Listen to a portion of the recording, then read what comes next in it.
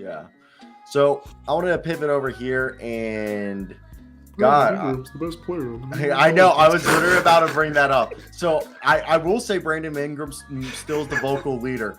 But I guess Zion Williamson heard something. But Zion Williamson's on a tear where he's averaging like 2 blocks a game, 2 steals a game, almost 10 rebounds, 30 points, shooting like 65% from the field. I apologize to all the Pelican fans. I spoke too soon. I will still stand by that. I think Brandon Ingram is like the vocal leader, like, of this team. But yeah, Zion's the best player, without a doubt. Zion's a top 10 player. Zion's playing defense, which is like, he was great at playing defense in college, but he hasn't really played defense here in the NBA. But over like the last like 6 games, Zion Williamson has been a menace to society on both ends of the court. You got to deal with him on defense because he can guard 1 through 5 because he's so big and so athletic that he's quick enough to stay with the guards, thick enough to stay with the big boys, and athletic enough to jump up and block anybody's shot.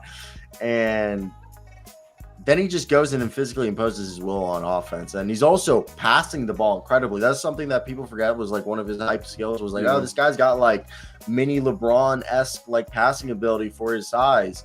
And we've seen a bit of it, you know, we've seen the flashes, but this is the first year I want to say that we've actually seen him come out literally over the last 5 games. Last night he had 5 assists, 4 assists the night before, 8 assists the night before, 5 the night before that, 8 before that, 4. And for the season, he's now averaging 4.3. And it's been a career little, you know, he's been every season getting better. 2.1 his rookie year, 3.7 his second year. Now in his 4th season, 4.3. Technically he's 3rd, but what do you think? Well, I love my Duke Blue Devils, and dude, it's so crazy because it's like what we're comparing Victor Wembanyama to. I'm not even like, dude, the hype around Zion when he was at Duke was insane. I know I'm a Duke fan, but I don't watch much college basketball. I remember watching like every Duke, especially Duke home games. Zion was much watched basketball. He came into the league. He was a little on the chunkier side.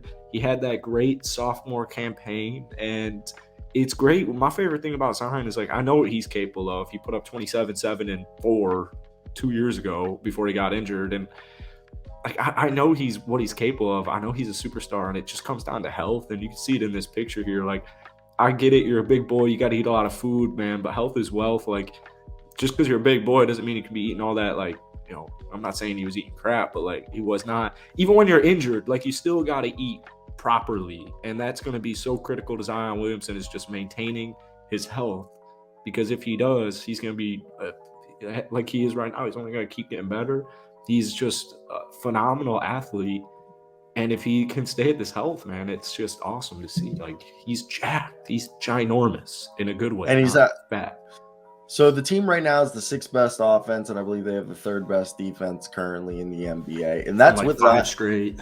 Yeah, Zion Williamson has missed a handful of games. Brandon Ingram's missed, I think, like 9 games now. CJ McCollum's missed like 4 or 5.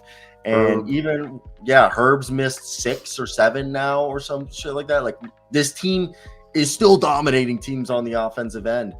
And to start the year, they weren't outright off dominating teams. But now, dude, it seems like there's like Zion's doing his thing every night, but it seems like one night it's Jose Alvarado, and I hope he's fine.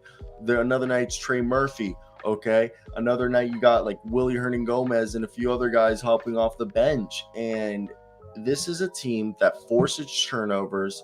They don't get killed at the 3-point line. They rebound the ball well, which I always talk about. What does rebounding do? Rebounding is actually one of the best offense and defenses. Why? Because it demoralizes your opponents because you're physically imposing your will on them. And besides that, second chance points, baby. Second chance points. That's another demoralizer. Damn, this guy keeps out rebounding me. I can't do shit. Yeah. And this is a team that it's going to be a competitive battle for the team to finish, you know, top 3, top 4. Right now, I think they are a top 5 team. They're a championship contender team the way that they're playing, especially once everyone's fully healthy. They move the ball well. That's a big thing. And I think, like, look, it's not a lock. for this team to be a top 3 or 4 seed, but it's looking promising. It's a good question. Realistic percentage for the Pelicans to go to the finals. Well, the way the Western Conference looks like right now, I would give them a fighting chance with everybody else. Thankfully, Boston's not in their conference. I still think Golden State figures it out, but I'd say like legitimately right now, because they're 11-3. This team started 5-5. They're 11-3 in their last 14 games. The way they look right now, I would say realistically, you could go as high as like 25%. I think maybe more down to earth, 10 to 15%, I think is more of a safer bet.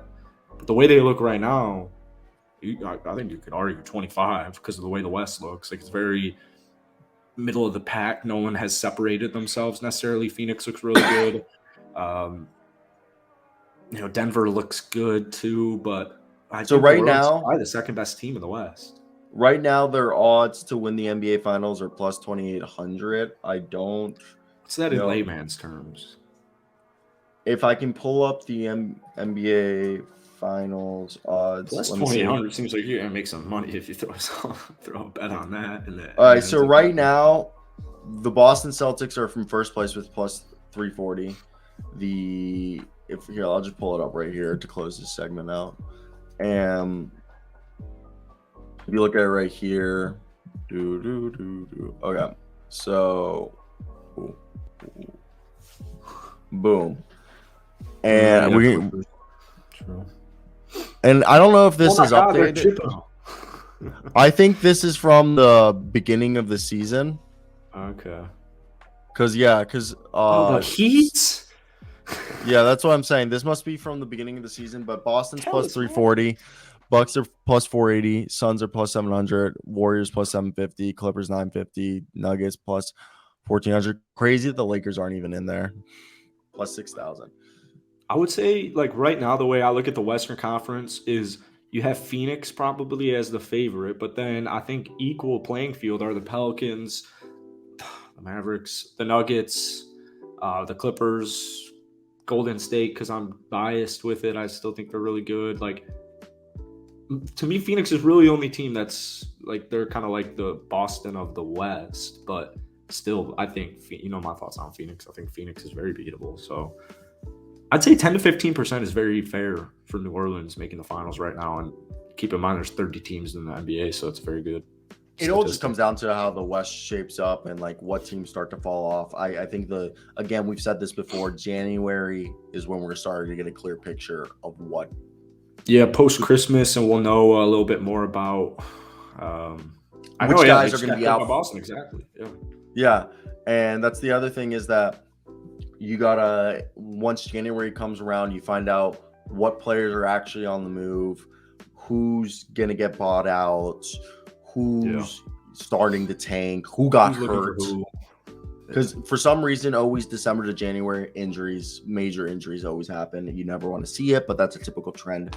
And so let's move on to another guy who's overcoming an injury. And from an eye glance, if you look at his numbers he's put up in the G League since being sent down, now he's been recalled. But they said he's going to be continuously sent back and forth depending on how the lineups are going for this team. If they need players, they're going to call him up. But if they can't give him 25 minutes a night, they're going to send him down to the